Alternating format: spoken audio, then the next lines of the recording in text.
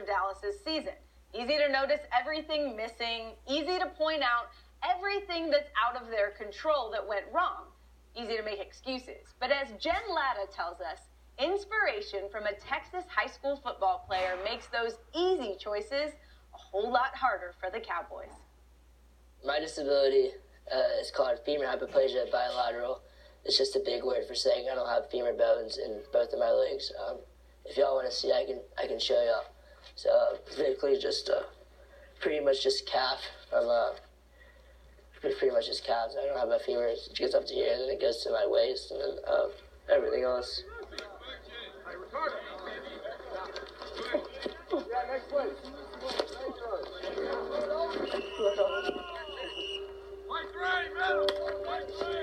Oftentimes, we all make excuses. We make them out loud.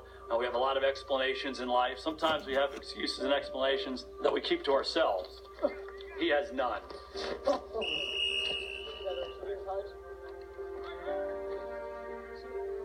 My name is Ricardo Benitez, and I play wide receiver for Plano West football.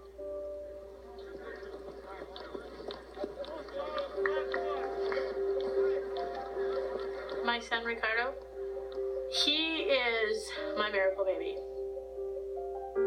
After years of trying, Joanne and Ricardo Benitez say they were thrilled when 18 years ago they found out they were expecting. But 5 months into the pregnancy, doctors said their son would be born without legs. We just decided, you know what, no matter what happened, we'll take care of this baby because God has given it to us. For me, it was the most beautiful baby I've ever seen. Growing up, I just kind of realized that, I'm a little different than everyone else. I just remember being frustrated at the world, and I thought that I did something wrong. I didn't want to go anywhere because I didn't want someone pointing at me. It wouldn't even be kids, it would be adults too, just pointing and staring. I said, can you walk? Okay. So can you do this? Can you do that? Okay. So what make you think you're different than the other kid? You were just born differently just because God decided to keep your legs in heaven.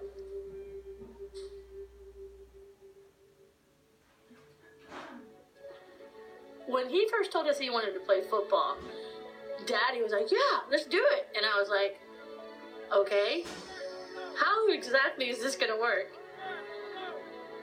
The only way it would work was to find coaches who wouldn't focus on what Ricardo was missing, but instead would focus on what the 4'2" wide receiver could contribute. His comments or coach just treat me just like any other kid. And so that's where we've kind of built our relationship on, is just holding him accountable to all the things that we set out there for all of our players. The only difference between me and someone else is how I get from point A to point B. I would pretty much run on my tippy toes. I won't be able to run like everyone else can, but I can still run. And no, I won't be able to walk like everyone else can, but I can still walk. There's nothing I've ever seen him go, I can't do that, coach. But it's not just his team he's inspiring. In the summer of 2016, Ricardo met Cowboys head coach Jason Garrett at a camp for children with physical disabilities. I went to shake his hand. I told him I was playing football. I'm a football player. By the end of the conversation, I said, I need to invite this guy to come talk to our football team. Ricardo's got him today, boys. Five counts and a 4 count on me. Ready? Begin. 1, 2, 3. 1, 2, 3. I told him that there should be no excuse for them to not be doing their job as just an individual, not just a football player, but being their job as a person. If there's no excuse for me, there should be no excuse for them. A young man like him standing in front of grown men that play professional football and challenging them to not make excuses and to dream something bigger than yourself, that's powerful. That was the message he had, and our team felt that. Now, even as a senior, Ricardo rarely gets into a game. But from the sidelines, he leads his team, in courage and heart.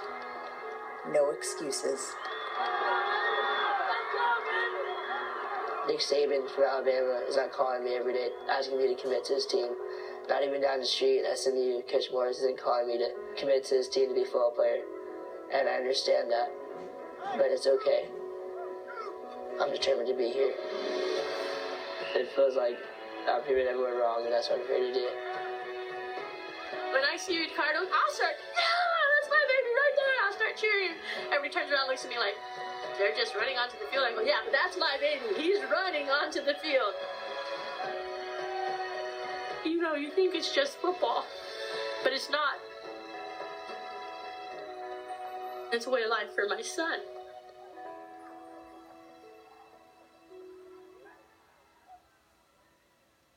Ricardo doesn't know where he'll be going to college yet, but he did say that wherever he ends up next year, he will try out for the football team as a walk-on, and anybody would be lucky to have him. He did say also that his long-term goal is to become a coach, something he realized after having spent time with Jason Garrett. I think we can all take away from that, just